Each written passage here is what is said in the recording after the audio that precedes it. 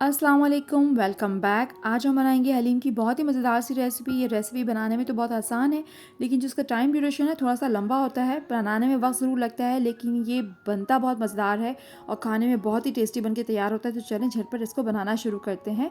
सबसे पहले मैंने इसके लिए ले लिया है 2 टेबल स्पून चावल, 2 टेबल स्पून माश की दाल, 2 टेबल स्पून मसूर की दाल, 2 टेबल स्पून मूंग की दाल, 2 टेबल स्पून चना दाल और 1 कप जौ और 1 कप गंदम ले लिया। यानी कि एक एक कप मैंने जौ और गंदम लिया है और बाकी सारी दालें और चावल जो है वो 2 टेबल स्पून ले लिया है। अब इन सब को एक बोल में डालकर अच्छी तरह से 3 से 4 पानी धो लेंगे और फिर ओवरनाइट भीगने के लिए रख देंगे, ताकि जो सारी दालें हैं वो अच्छी तरह से फूल जाएं। और जब आप देखें ये दालें फूल गई हैं, अच्छे से भीग गई हैं, तब इस नाखून से दबाएंगे, तोड़ेंगे तो ये फ़ौरन टूट जाएंगी। जौ और गंदम भी अच्छी तरीके से नरम हो गए हैं। अब इन सब को एक बड़े पतीले में डालकर 4 से 5 लीटर पानी का शामिल करके इसको एक उबाला आ जाएगा पहले, फिर इसको मीडियम टू लो हीट पर गलने के लिए छोड़ देंगे और ताकि ये अच्छी तरह से पक जाएं।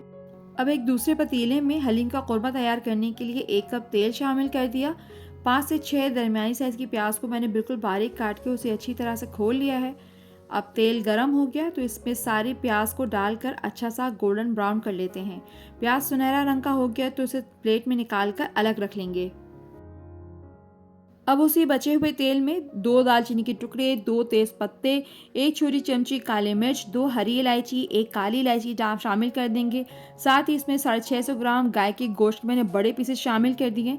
गोश्त के जो पीसेस हैं वो बड़े ही रखें, इससे हलीम में रेशा बहुत अच्छा बनता है। साथ ही इसमें 1.5 यानी 1.5 टेबल स्पून लहसुन अदरक का पेस्ट शामिल करके 4 से 5 मिनट अच्छी तरह से भुनाई कर लें, ताकि गोश्त का रंग जो है बदल जाए। अब इसमें थोड़े से खुश्क मसाले शामिल कर देंगे, जिसमें 2 टीस्पून ही फुल पिसी हुई लाल मिर्च, 1.5 टीस्पून हल्दी पाउडर, 2 टीस्पून ही फुल धनिया पाउडर, 1.5 टीस्पून गरम मसाला यानी कि 1.5 टीस्पून गरम मसाला शामिल कर देंगे। 4 हरी मिर्चों को तोड़ के शामिल कर दिया। दही शामिल करेंगे इसमें आधा कप।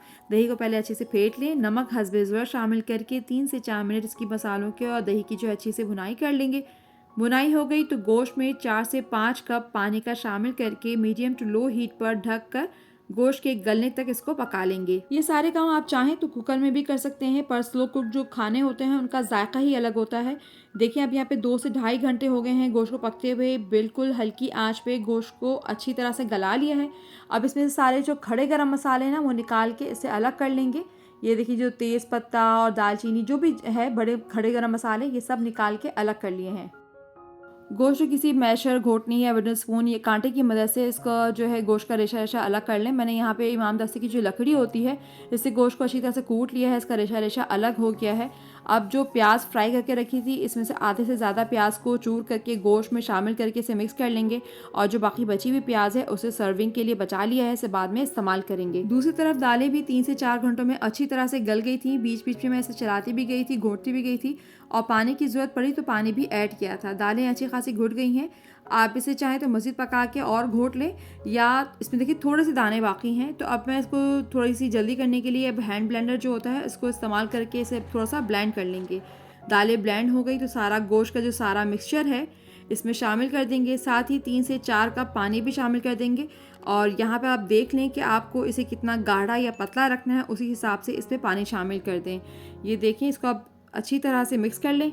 आखिर में इसमें जायके के मुताबिक नमक शामिल कर दें। 1.5 टीस्पून भुना पिसा ज़ीरा, 2 टीस्पून चाट मसाला भी शामिल करके सब चीज़ों को अच्छी तरह से मिक्स कर लेंगे और फिर मज़ीद इसको 30 से 40 मिनट तक के लिए पकाएंगे। बीच बीच में इसको चलाते भी जाना है, घोटते जाना है, ताकि सब चीज़ें जो है वो अच्छी तरह से यकजान हो जाए और इसका हलीम का जो जायका है बहुत अच्छे से आए और बहुत टेस्टी हलीम बनके हमारी तैयार हो। 45 मिनट के बाद हमारी जो हलीम है वो बेहतरीन रेशेदार और लेज़ार बनके तैयार है। इसको आप सर्व करें और इसको उसके सारे लवाज़मात के साथ, जिसमें तली हुई प्याज, अदरक, हरी मिर्च, हरा धनिया, चाट मसाला, लीमू है, उसके साथ इसे सर्व करें और इसे एंजॉय करें। उम्मीद करती हूँ कि आप लोगों को आज की जो रेसिपी है ज़रूर पसंद आएगी। अगर पसंद आती है तो लाइक करें, शेयर करें। चैनल पर अगर नए हैं तो चैनल को सब्सक्राइब करना मत भूलें। Thanks for watching. अल्लाह हाफिज़।